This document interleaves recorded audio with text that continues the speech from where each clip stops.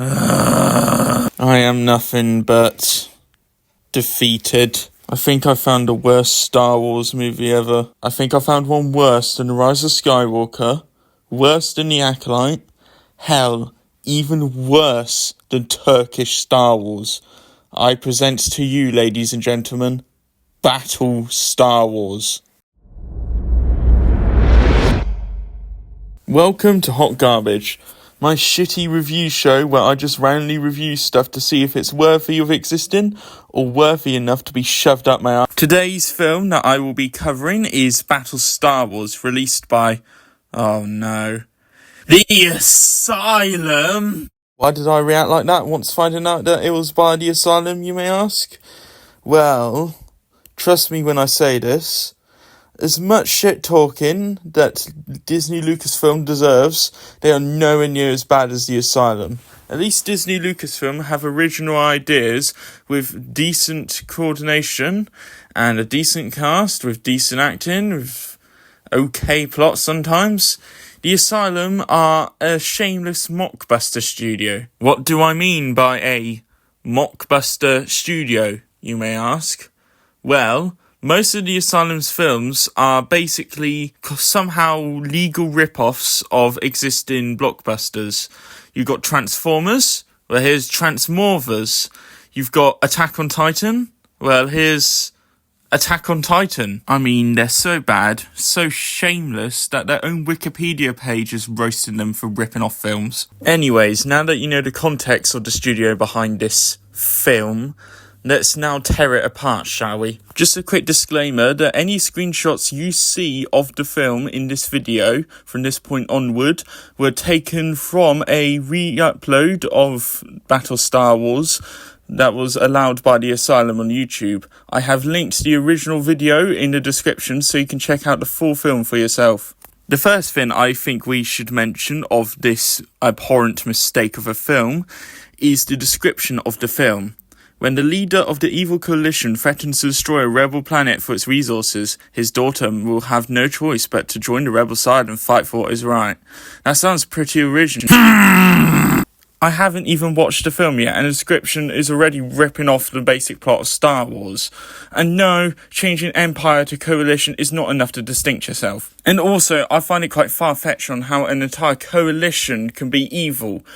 Can one side of the coalition realise the other side's bullshit and try to stop them? Do they even know what coalition means? Oh my god, Corplox, just cover the goddamn film already! I don't really have much to say about the plot, really, just because it's basically Star Wars, except Yavin 4 is the Nevada desert, and it takes place mostly on these really okay set designs that I thought were okay, that meant to be the ships. Actually, I partially take back about what I said about the set designs. They may look good, but my problem is that they're really overused throughout the film, so that, like in one, like here's two images right here. The one on the left is from like very early on in the film, and one on the right is towards the end of the film. It just looks all the samey, if you know what I mean. I don't really want to talk about the plot that much because it is really boring and forgettable. Hell, I don't even know the prop, kind of. I lost it about like halfway through, like me watching this film. So instead, I've got a more fun idea with dissecting this film. I'm going to cover the top 5 most egregiously awful things about this film. Let's go. Number 5. The pure laziness. Now, I understand that budget can restrict a lot of things about films. I mean, this one was made with around $1 million budget, but there is some instances where you just cannot accept it.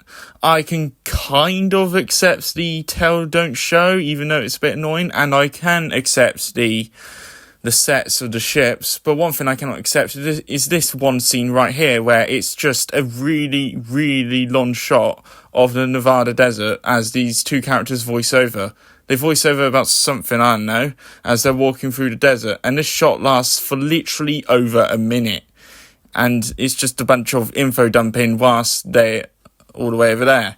Instead of, like, I don't know, just doing the usual shots of, like, showing the characters' faces up front so that we know properly who's talking and what's going on and their emotions and stuff. No, we just get this very, very long shot of the two characters because they cannot be bothered recording more than 2 shots.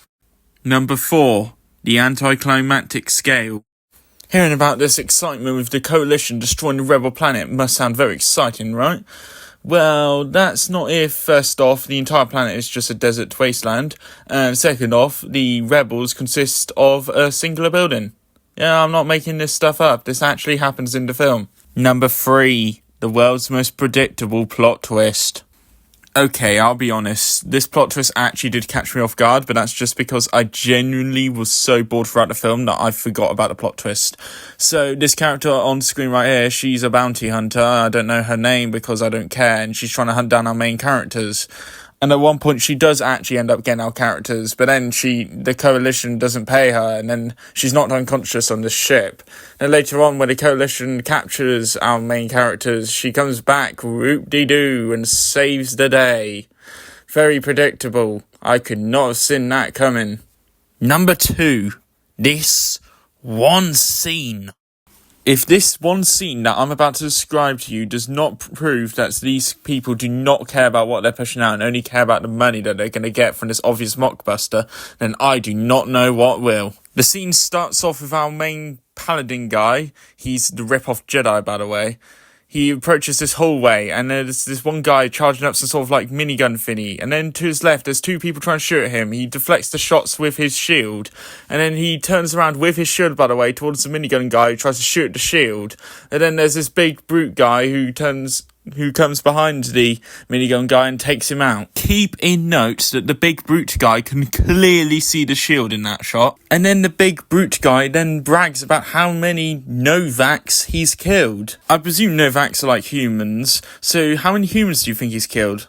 A good like 2 or 5? Nope. This guy has killed 2,756 Novaks with his bare hands, by the way. This guy must be a gladiator top-level predator of the food chain. I wonder how this battle's gonna go. He runs head first at the paladin, then the paladin pulls out his shield, blocks his attack, and then stabs him. This guy's killed 2,000 people, by the way, and he dies just easily like that. I think he survives, I don't know, but that was really anticlimactic for the insane setup that we just got. But easily, the worst thing about this film is just, it is so boring. I am aware that I can put anything else here at first place, like the rip-off Force, the one time where they try to rip off that one scene from Rogue One. But the film is just boring. Just nothing happens. I just cannot explain the most nothingness I felt. You know it's bad when during the last, third of the film, I just put it on double speed because I just wanted it to get over and done with. I have had enough of this, and I'm just going to stop talking about this film. This film is just the most nothing I've ever felt in, ever. As boring as it is, in the end, I do have to recommend the film. It just has to be seen to be believed. And it was so boring that it made me want to watch The Acolyte, of all things. So yeah, that was Battle Star Wars by The Asylum. I will be doing a hot garbage video next week. Leave a movie that you want me to do a video on, and I shall do it next week. Whichever comment below gets the most likes. I shall see you all next time.